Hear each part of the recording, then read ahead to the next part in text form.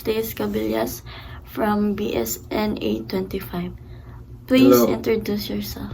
Hello everyone, I'm Eric J. Cotanda. I live in Upper Tualba, Cebu City. I'm second year college. So the first question here is, what type of lifestyle do you have at present and why did you choose this kind of lifestyle? Um, the lifestyle I have right now is work, studying and working out so I can achieve a better physique. Second, what was your turning point that made you realize to engage in physical activity and what keeps you motivated?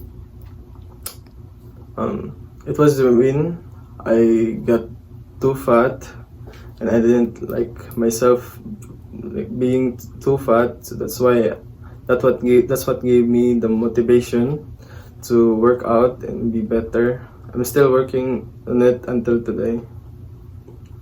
Third, as an exercise enthusiast or regular exerciser, what will you advise to a person with no interest in engaging in physical activity? My advice is try to exercise sometimes so our body can stay healthy and we can live a healthy mindset. Exercising involves thinking deeply about your physical activity, goals, progress, and overall experience. It can help you understand what works best for you, what obstacle you face, and how you can improve. A little progress each day adds up to big results.